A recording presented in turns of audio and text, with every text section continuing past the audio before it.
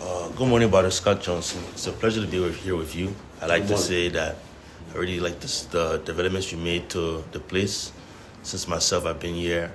I've seen what you've done with the office, making different spaces for the drivers to sit, and also the training room. It's been nicely furnished, and I want to commend you on that. Thank you. You recently launched the EGP program on February 6th of this year. Since then, we received a performance award presented by His Excellency Joseph Nyuma Bodger that recognized the agency for their outstanding commitment to service, accountability, and transparency. So the first question I have for you is, what are some of the essential implementations that went into incorporating technology into the inner workings of PTC? When I took over as the executive director back in 2023, we were in negotiation with a company called Urban Dynamics that built a platform, that built the e-procurement platform. And we signed a contract in December of that year, and then since then we did the first rollout in September of that same year. The president officially launched this on February this year, February 6th, to be rightly said. So what we have done over the years, or over the period of time, most of our staff have been trained on the e-procurement platform. We have also been able to engage people from the MACs. The MACs mean the Ministry, Agency and Commissions in Government. So all the technicians, all the ministries, the agencies, they have all been sending technicians to us for training. So we have trained them extensively on how to use the e-procurement platform. We didn't even stop them. We also got the business community involved. Because all the business interaction with the system is just a system. I can build on my own stuff. So we have to train those in the business community. What we did here, we had to do a training room. Because when we launched the system last year, we realized that we had spent over $75,000 on just renting hall around town. Renting hall at Boulevard, Benacasa, right. Royal Hotel, we were renting to train. And we realized that we only have 6 entities on the platform. If you have only 6 and you spend $75,000 there for training or renting halls, what happens when you have 50 on the platform? So we have to build a hall here. I did a proposal to the Minister of Finance at the time. He listened to me, the former Minister of Finance, Bodger Kamara, and they gave us the funding to do the extension. So we did an extension. We extended the building. We have a new training room. We have our own training room in-house. We also have a conference room. We have an e-procurement clinic for the business community. So those are some of the changes we made to make sure that we'll be able to deal with the crowd that come in the bringing the 50 marks on board. We did that successfully. Okay, that's a very good idea, because I know that if you're able to, instead of leasing, always having to pay, right, you're able to buy at once, and then for it to be within the building, right, so it can be also a part of the community you have here. Right. So, and then the next question I have for you is, what is the next significant goal for PPCC coming year, 2026? I would say we'll have our short-term goal, we'll have our medium-term goal, we'll have our long-term goal. In the short term, right now to speak to you, we are about to bring 50 government entities on the platform this year, before December. Okay? We are currently negotiating with a contractor that developed the platform. That's phase 2 of the project. In phase 1, we only brought 6 entities. That's the Ministry of Finance, the Ministry of Public Works, the Ministry of Health, the Ministry of Education, the LRA, and PPCC. This year, our short-term goal is to bring 50 more on the platform. Our medium-term goal is to make sure that the counties, those in the counties, Bombing, Lofa, Nimba, they are also able to use the platform, use the system. And our long-term goal is to bring all of government entity on the platform. All government have about 148 max, 148 entities.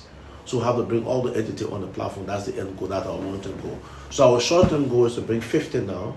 Our medium-term goal is to bring all the counties, the 15 counties on the platform. And our long-term goal is to eventually bring all the government entities on the platform to make sure that we're getting value for money and efficiency. Because guess what? The president is very big on fighting corruption. President Bodger. And PPCC is non-political. We have to exhibit a high level of professionalism, integrity. So we are more like working very closely with the president's office in fighting corruption. So the way to go is the e-procurement platform.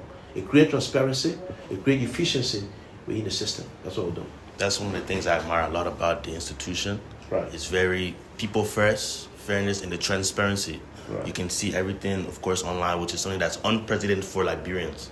That's why I thought it was a very significant change. So my last question, What inspired you to take on the role of executive director at PPCC?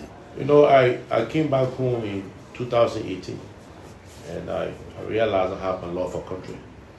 I've gone to the United States where I went to school, applied for Howard University. Both of them got a master's degree. I have a master's degree in international development with an emphasis in fiscal policy, and a little bit of procurement knowledge. I worked for the U.S. government at the time, also for Howard University. I have a passion for what I do. I love this country, and I want to see Liberia succeed.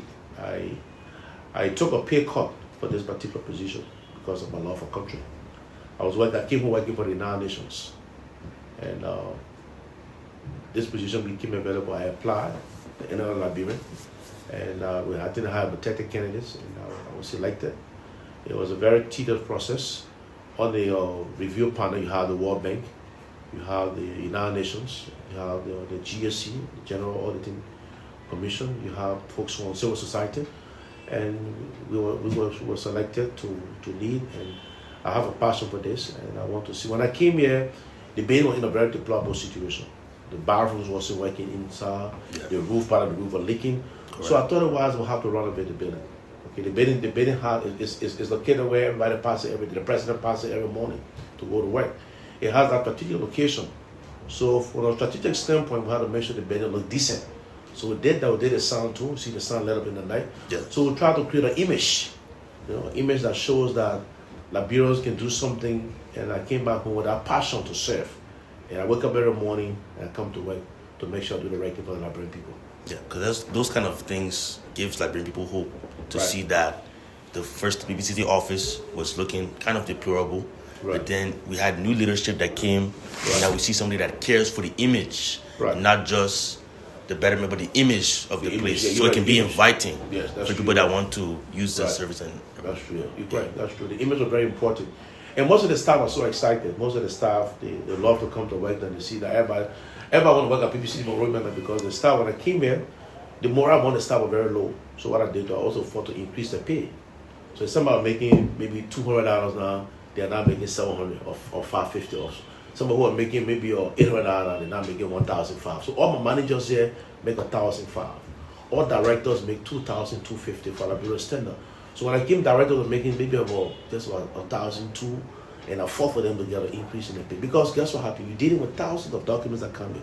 So when these documents have $1 million, $5 million, $2 million procurement plan that comes, so you have to make sure the staff are well paid.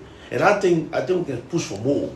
But when I came, the morale was so low, I have to increase the morale of the staff, but further increase the pay, which I did successfully at the time. So that was something that the staff are very happy, they're very comfortable. Everybody got a raise. Every single staff PPC got an increase in the pay. We did that successfully. Okay. Well, that's all I have for you, sir. Thanks so much. For your time. Thank you. Okay.